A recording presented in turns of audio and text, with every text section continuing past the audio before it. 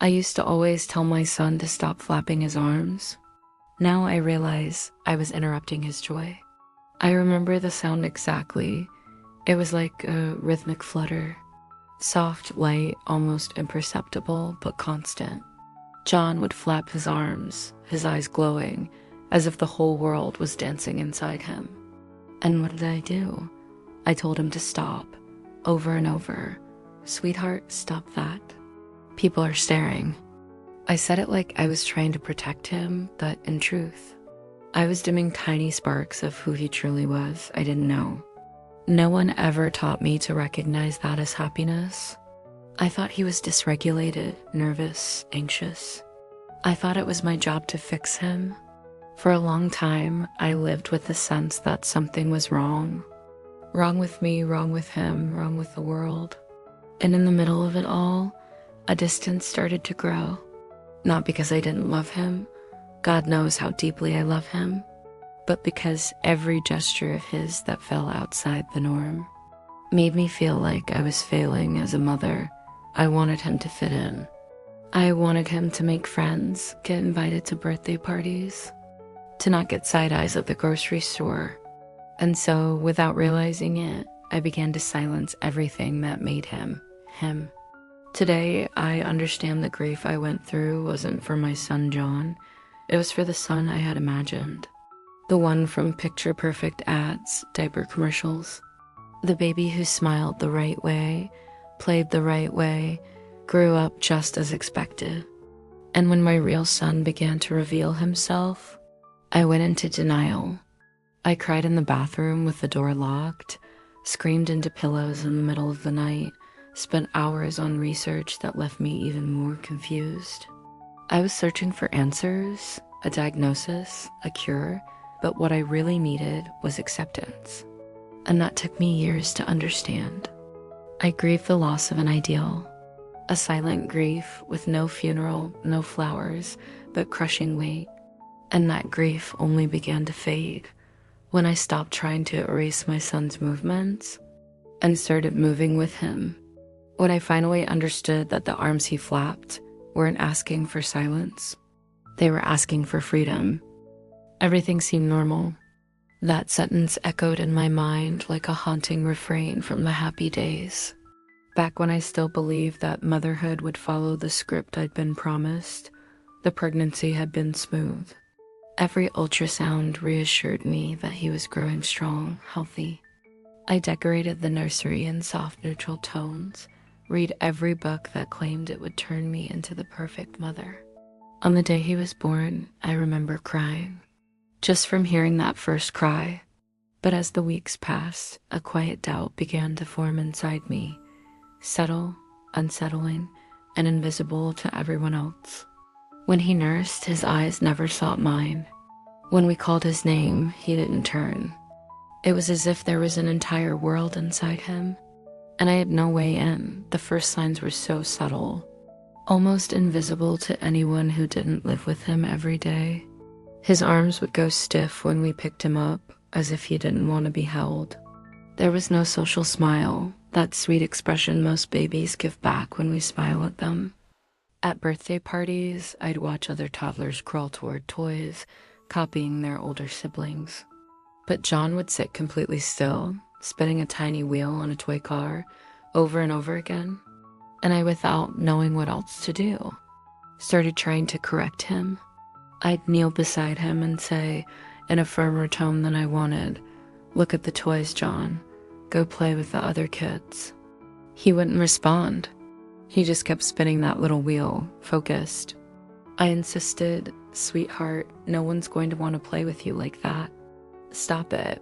And when he didn't react, I'd take the car out of his hands and say, "That's enough. Now go walk around." My chest would ache afterwards, but in the moment, I thought I was teaching, showing him what was normal. Whenever I mentioned anything to someone, I always heard the same responses. "Relax, every child has their own pace." Or, "You're overthinking, he's just a quiet kid." My husband tried to reassure me, said I was seeing things that weren't there, but that only made me feel more alone. like I was the only one who could see the growing gap between me and my own son. And that's when the isolation began. I started avoiding going out, afraid of the looks, the comments. I found myself up late at night searching things like baby doesn't make eye contact, child repeats hand movements, speech delay at age 2, and the results always led to the same place, autism. But no one wanted to talk about it. When I brought it up to the pediatrician, he smiled and told me it was too early to label him. I walked out of that office feeling guilty, like I was just a paranoid mom, trying to find flaws where there were none, but inside, the grief had already begun, not for the son I held in my arms, but for the son I had imagined, the one I had pictured before I was even pregnant, and who I was starting to realize might never exist. Every time someone said, "He'll start talking soon," I would smile, but inside, a slow-burning anguish consumed me. My son was nearly 3 years old and still hadn't spoken a single word. Other kids at daycare were already singing little songs, asking to be picked up, fighting over toys. And he'd sit in the corner, rocking back and forth, eyes locked on a toy car spinning its wheels for hours. Every time I brought this up with doctors, I heard the same things. Every child has their own pace. He's a boy, they develop slower. You're too anxious. One pediatrician even laughed and said, "First-time moms see problems everywhere." I went home crying. I wanted so badly to believe it was just that I only needed to wait. But deep down, I knew it wasn't. I began forcing social situations. I'd take him to the playground, enroll him in baby music classes, try to get him closer to cousins at family gatherings. He would scream, cover his ears, throw himself on the floor. People looked at me like I was an overly permissive mother who didn't know how to discipline her child. I tried making him greet people, rehearsed with him at home, showed videos of kids talking. Nothing worked. And when he got too agitated and started flapping his arms, I held him tight. I'd say, "Stop it," firmly, trying to maintain control. I didn't know it then, but I was interrupting one of the few ways he felt safe and joyful. At home, I tried to teach him everything the normal way. I played kids' cartoons with simple dialogue, sat with him to repeat sounds. When he used echolalia, repeating phrases from shows out of context, I told him to stop. I'd say, "Speak properly, like mommy," but it only confused him. One day, he kept repeating a line from a movie over and over while spinning in circles. "The train is coming. The train is coming. The train is coming." I lost it and started yelling. I was exhausted, guilty, and after he cried himself to sleep, I cried alone in the bathroom for over an hour. I felt like a complete failure. A moment will never forget. One of the most painful happened on a Saturday afternoon at the mall. I insisted on taking him to the food court, thinking it could help him get used to crowded, noisy places. I brought toys to distract him, planned the meal carefully, chose a less busy time. But the moment we stepped into the food court, it all fell apart. The sound of silverware, loudspeakers, running children, bright lights, chaotic lines, it all overwhelmed him. He froze in the hallway, started screaming and thrashing wildly, threw himself on the ground, scratched his own face, and I froze. For a few seconds, I was paralyzed. Then I tried to hug him, protect him, calm him down, but he only screamed louder. People stopped to stare. Some whispered. A security guard approached. A couple even said aloud, "This kid has no discipline." I felt completely exposed, like I was standing naked in front of a jury that had no clue what was happening. My face burned, my throat closed up, and all I wanted was to vanish with him in my arms. I carried him to the car while he was still flailing, and only there in the dark, with his hands over his ears and his body curled up, did he start to calm down. That night, I ran to the backyard and cried by myself, hoping for some divine light, some answer. but all I had was this aching urge to disappear. I didn't just cry for him. I cried because, for the first time, I felt like I was losing my son to a world I couldn't reach. A world that judged him harshly every time he was simply trying to survive. Guilt became a constant presence. I questioned if I'd done something wrong during the pregnancy. Was it because I had an induced labor?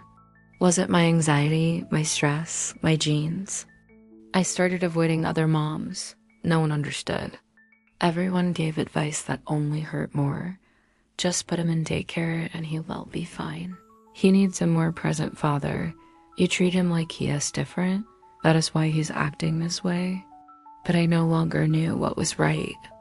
And the more I tried to force my son into a mold that wasn't made for him, the more I saw him drifting away. More distant, more sad.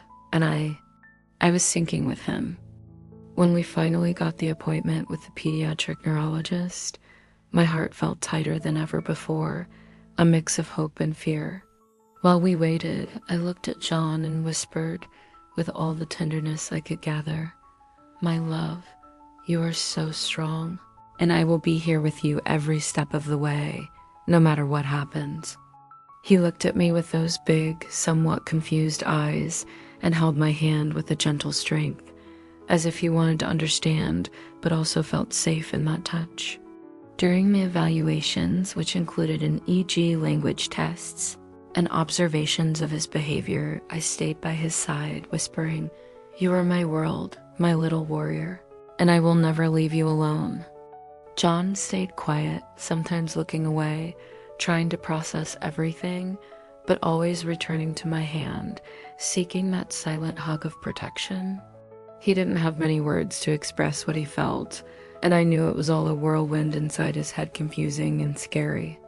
But in that moment, in that silent space, he seemed to understand me, and that gave me strength to carry on, even without knowing exactly what was ahead. Every gesture of his, every blink, every small movement was a reminder that, despite everything, we were together, and that my love for him would be the light to illuminate the darkest paths of our journey. The doctor spoke in a soft voice, but her words hit me like an unexpected shock. "Your son is on the autism spectrum." At that moment, a cold sensation took over me, as if the ground had vanished beneath my feet. I heard her, but at the same time, I seemed distant, watching everything from outside, as if my body had separated from my mind. "Autism?" I repeated quietly, searching for meaning in something that felt like an impossible riddle to solve. John was my only son, the one piece that held our family together, and the news fell over us like a silent tragedy, a weight we couldn't measure. His level of autism made simple daily things into daily battles. His sometimes lost gaze and difficulty communicating were challenges I still didn't know how to fully face. His father remained motionless, a heavy silence filling the room for days. Our marriage had already been going through hard times, with constant arguments and a growing distance that kept us from finding strength in each other. When I told him about the diagnosis, he replied in a low, confused voice, "I don't understand any of this. Are you sure it's really that?" There was no hug, no comforting word, just that frozen doubt in the air, an invisible barrier between us. I felt his pain, but also his inability to be present as we needed. My parents stayed quiet, their eyes brimming with tears, holding my hands tightly as if trying to convey all the love and support that words could not express. Their faces carried a mix of pain and worry, uncertainty shining in every gesture, but never letting go of the silent promise that we would face this together as a family. My sister, despite her aching heart, could not hold back her tears. She cried silently, but her arms wrapped around me with a protective strength, as if she wanted to carry the weight of the world to ease my pain. She, like me, was lost in that storm of feelings, but became my safe harbor in that moment of despair. I felt vulnerable, but also surrounded by this imperfect circle of love, as if we were together in a dark forest, holding John's hand, The unique boy the world still didn't understand, but who for us would be loved unconditionally forever. No one prepares us for a grief that has no funeral. The grief for a child who is alive, breathing, laughing at things only he understands. Yet somehow we feel like we are losing him every single day. I never said this out loud, but there were nights when I lay beside John and silently asked myself, will he ever call me mom? And then I blamed myself for thinking that, because he was there, my son, whole, alive, but still distant from an idea I had created. And that was what destroyed me, not being able to dream freely about his future. Other mothers would talk about preschool, about children's first drawings, funny mischiefs, and I smiled, pretending to relate, but inside, a part of me was bleeding. I started noticing some friendships drifting away. They invited their kids to birthday parties, but forgot to send John an invitation. Oh, we thought it might be too much for him. You know how it is, right? I understood, but it hurt like they had ripped something from my hands. On social media, videos of children his age running, singing, doing little plays ... I watched with a tight chest, wondering if I would ever live that. Will John be able to sing a whole song? Will he have real friends? At the grocery store, the looks were like arrows. When John started getting restless, flapping his hands, vocalizing loud sounds ... people stopped. They stared. They judged. Some even steered their carts away as if he were dangerous. Once, he had a meltdown in the checkout line. He sat on the floor, started stomping his feet and screaming repeatedly. I tried to keep my composure, muttering under my breath, "Get up, John. For God's sake, be quiet. People are watching." And when he didn't respond, I pulled his arm too firmly, maybe even angrily, but not at him. Angry at myself, at the world, for not knowing how to handle this without feeling like I was failing. There was a silent shame growing inside me like mold in a damp corner of my soul. A voice whispering, if you were a better mother, he would be different. And with that shame came anger. Anger at the professionals who minimized things. Anger at my family for not understanding. Anger at myself for not seeing it sooner. And sometimes an unfair anger at John himself, forcing me to relearn everything. For taking away the motherhood I dreamed of, I hated myself for that. Inside, I kept repeating, I can't feel this. He's my son. I love him more than anything. And I did love him. God, how I loved that boy. But the grief for the idealized motherhood, for the normal life that would never be ours, consumed me silently. I started avoiding places, avoiding parks, restaurants, family gatherings. I didn't want to give explanations. Didn't want to deal with looks, with comparisons, with the classic phrase, have you tried putting him in a different activity? I wanted to disappear. I wanted the world to stop demanding from me, judging me, reminding me at every corner that our path would be harder and lonelier than I ever imagined. One ordinary morning, we went to the pet shop to buy dog food. Inside, an employee brought a little white bunny in his arms, and John, upon seeing the animal, opened his eyes wide and started smiling in that rare, intense way with his whole body. He began to flap his arms repeatedly with joy, his eyes shining as if the world had lit up just for him. But not understanding, not knowing, without any awareness of what that meant, I reacted in the worst way. I crouched beside him and said seriously, John, stop that. People are watching. I grabbed his arms firmly, trying to hold him back. He froze. The smile faded, as if I had snuffed out the light that had just been born inside him. We went home in silence. Only years later, with the diagnosis and everything I learned afterward, did I realize that moment was pure happiness. And I interrupted it. But even in the middle of this invisible grief, I held on to the small gestures. The way he rested his head on my shoulder. The way his eyes shone when he saw light passing through the window cracks. the shy smile when he saw a favorite cartoon. And in those moments, I whispered to him, more to myself than to him, "I'm here, my love," even when everything hurts. Even when I don't know what to do. Because in the end, loving an atypical child is this. It's loving in absences and silences and the deviations from what society calls right. It's living grief, and yet still choosing love. People don't say anything, but their eyes say it all. I learned this early on. I learned it in the heavy silence that settles in a waiting room when John starts vocalizing loudly for no apparent reason. I learned it in the whispers between mothers at the school gate. I learned it in the way a teacher looked at me on the first day of class after a meeting and said, "We'll try to include John, but we need him to behave like the others." Like the others. But my son isn't like the others. And that shouldn't he be a problem. Yet the whole world seems to scream that it is. I tried enrolling him in a regular school. At first, they said they were open to inclusion. They spoke beautifully with words like adaptation, welcoming, diversity.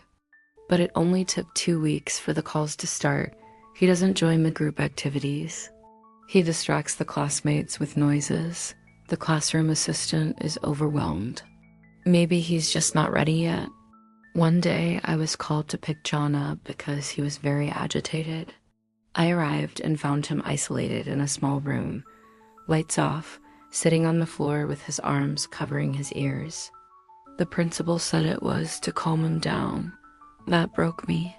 That night, when we got home, I knelt beside him and said, "I'm sorry, my love. I promise I will never let anyone punish you again for being who you are." On public transport, we faced disdain disguised as indifference. One day, on the bus, John began to get agitated. The noise of the engine, the movement of people, everything threw him into panic. He started flapping his hands, screaming. A man behind us muttered loudly, "That kid needs a smack." I turned around, voice trembling, and said, "He is autistic." And he replied, "And I'm an astronaut." Rude brat, that's what he is. No one intervened. No one defended me. And there I understood. Prejudice doesn't need to shout. Sometimes it just needs the silence of those who watch and do nothing. At the playground, it was enough for him to have a meltdown because the wet grass bothered him, or because the sound of birds was unpredictable and the looks would come. Mothers would step away, pulling their children as if protecting them from an invisible danger. And I wondered, what is so threatening about a boy who just feels too much? In doctors' offices, I heard things like, "Oh, autism is trendy now. Are you sure it's not just tantrums? Have you tried cutting out sugar?" It wasn't just ignorance. It was dehumanization. The truth is the world wasn't made to include. It was made to fit in. And everything that doesn't fit gets pushed to the margins. I tried to find support in the public system, but the paths were labyrinths. Months-long waiting lists. Reports that weren't enough to get therapy. A social worker once told me coldly, "Unfortunately, we have children in more severe situations." As if my son was less worthy of attention because he could walk. As if his suffering had to be more visible to be taken seriously. And in the middle of all this, I began to doubt myself. I started to wonder if I was failing again, if I wasn't strong enough, if I was doing everything wrong. Because little by little, I saw the impact on John. He isolated himself more, became aggressive when we came back from public places. He would scratch himself out of frustration, as if trying to remove from inside what the world wouldn't let out. He couldn't explain it with words, but his body screamed. And I, not knowing how to translate that, cried in secret in the bathroom again. Always the bathroom, my confessional, my trench. I looked at him and said, with desperate tenderness, "I just want you to be happy, my love. But why does the world insist so much on not letting you?" I spent years feeling alone, until the day I walked into a support group for the first time. It was a circle of mothers. None of us were wearing makeup. Many wore sweatshirts with deep dark circles under their eyes and crumpled notebooks in their hands, but the eyes were mirrors. I saw myself in every one of them. In the mother who spoke about her son who still didn't talk at 5 years old. In the one who said her husband left after the diagnosis. In the one who confessed she felt anger toward her own child. And there, in that place of so much pain, I felt a strange relief. I was not a monster. I was a mother trying to love with all she had, even without understanding the path. One of them, with a serene voice and a calm smile, looked me in the eyes and said something that changed everything. Your son is perfect just the way he is. In that moment, I didn't know what to say. I lowered my eyes, held my breath, and for a few seconds, everything collapsed. I cried. I broke down in tears. For the first time, I cried not out of pain, but out of release. That was where acceptance began. Not like an explosion, but like a breeze blowing slowly after a long storm.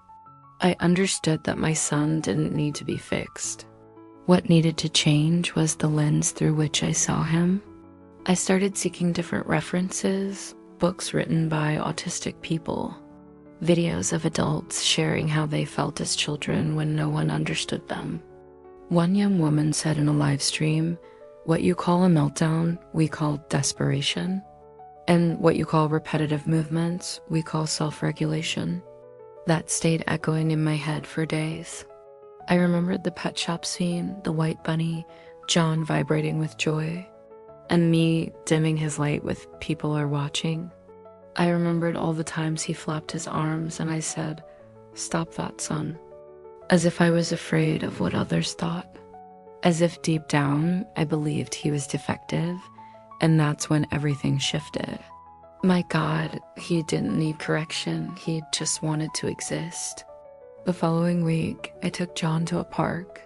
It was a clear sky day with few noises. He ran toward the shade of a tree, stopped, looked up, and started flapping his arms, smiling. But this time, I said nothing. I just stood there watching, and I realized how happy he was. For the first time, I understood what that gesture meant. It wasn't loss of control, it was celebration. The breeze brushed his face, and he responded with his whole body. It was as if he was saying, "The world is beautiful, I'm feeling it." And in that moment, the words I once said came back with a new meaning. I always told my son to stop flapping his arms. Now I realize I was interrupting his joy. Today, when he flaps his arms, I smile, because I know he's okay. Because I learned that loving someone truly is allowing them to be whole, even when the world doesn't understand. Everything changed when I stopped trying to pull him into my world ... and started entering his. It was slow, almost imperceptible, like learning a new language without a dictionary, without subtitles, just with my eyes, with my heart. I began to notice things I used to try to fix.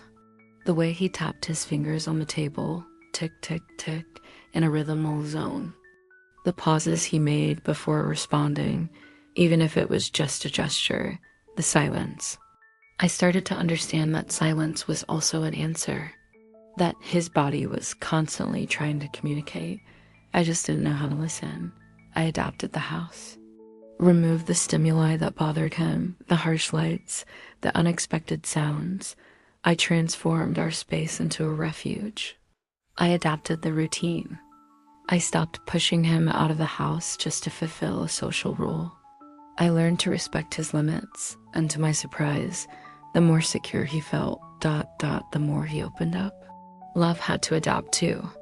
Before, I thought love was about teaching, protecting, guiding. Now I understand that sometimes love is about waiting. It's sitting on the floor beside him and just ... being.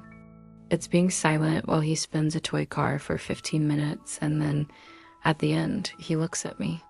A quick look, but full of meaning, and that look says more than any word.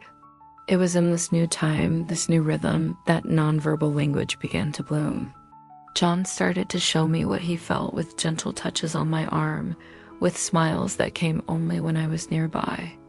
I began to recognize the sounds he made when he was happy, when he was anxious, when he wanted to withdraw, and that ... That was the beginning of a new story. One day, late in the afternoon, I was in the kitchen, washing dishes.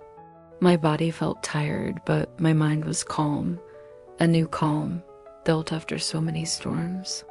John entered silently, stopped behind me, and without saying a word, he hugged me, his way, slowly, briefly, but spontaneous. It was the first one. I stood still, my hands still wet, feeling that small yet immense gesture. I closed my eyes and I cried, because there, in that hug, was everything I had waited for all these years. Everything I had tried to force without success now came pure, without pressure, without fear. That night, I lay down with him in bed and we just listened to the sounds from the street, no words. Just his breathing calm beside me, and in silence, I thought, he was the one teaching me. All along, if I could go back in time, oh, if I could, I would have hugged more, talked less, really listened, not with my ears, but with my soul. I would have let him flap his arms until he was tired. I would have said, go ahead, my son, shine your way. I would have worried less about others, and more about him.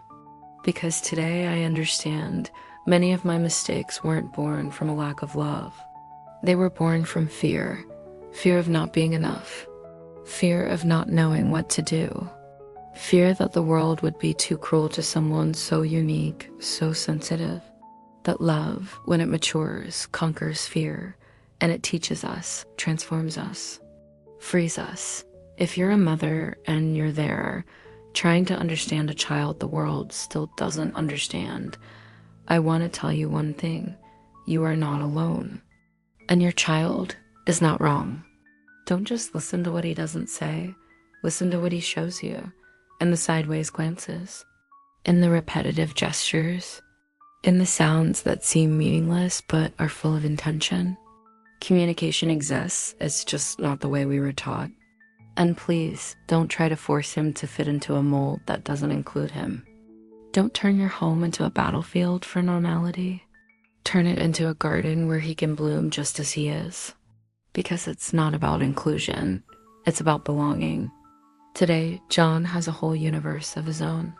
At school, he has an adapted routine, a teacher who respects his pace, and a sensory room that is like a refuge when the world becomes too heavy. At home, he dances in the living room without music because the music already plays inside him. He speaks little, but communicates everything, and he smiles. Oh, how he smiles. As if saying, Mom, now you really see me.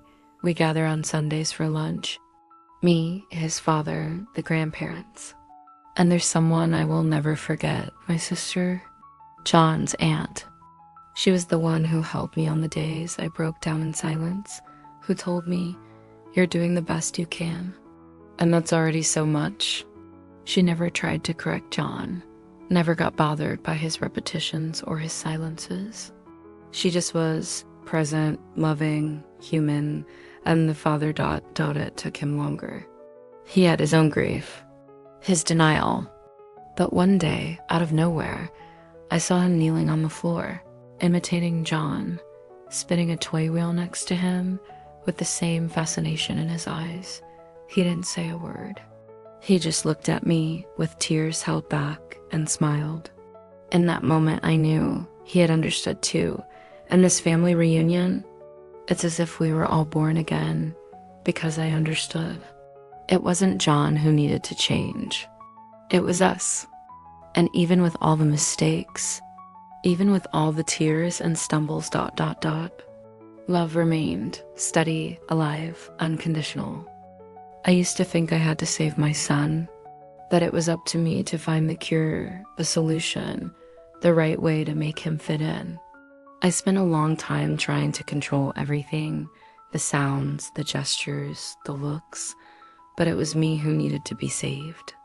From fear, from guilt, from the wrong idea of normality. Today, looking back, I see a different woman. A tired woman, yes. Confused many times, but one who never gave up on loving, even without understanding. And this love, this raw, stumbling, flawed love, is what brought us here. No, the journey is not over. The challenges continue. There are still days when he goes into the supermarket and covers his ears tightly because of the sound of the lights. There are still looks, whispered comments. There are invitations that never come. And there are nights when he gets frustrated and isolates himself. And I find myself wondering again, am I failing again? But now, the pain is no longer alone. Life, though still challenging, has become lighter because I stopped expecting an ideal child and started seeing the real child. John is not a burden. He never was. He is a teacher. And I am, with all humility, his student. He taught me that joy can come from flapping hands, that happiness sometimes looks like silence, that love is acceptance without demands. Today, I see beauty in the little things, in the way he smiles at a soap bubble, and how he repeats a new word 1,000 times as if it were music. Or when, out of nowhere, he looks me in the eyes and says, "Mommy," and I almost collapse inside. My sister, the one who once pulled me aside at a family lunch and said, "Breathe," continues to be my foundation, and John's father. It took him a while to understand, not for lack of love, but because he was also raised in a world where anything that strays from the norm is seen as a mistake. We fought a lot, long silences, harsh words. There came a point when even the marriage seemed to be unraveling. But we decided to seek help, each in his own time, in his own way.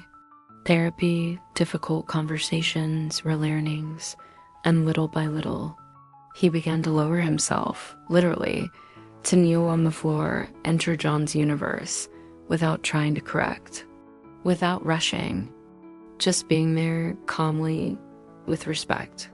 Today, we're a different family, with stumbles, yes.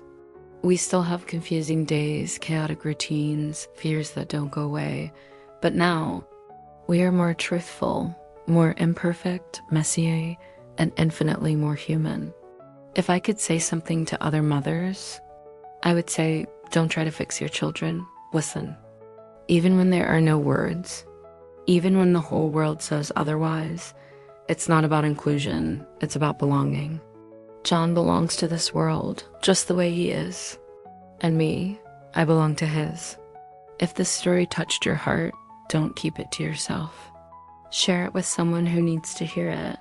A mother, a father, an educator, or anyone who lives with difference and doesn't yet know how much of a gift it is. Leave a comment. Which part moved you the most? Your experience can support other families still in the dark.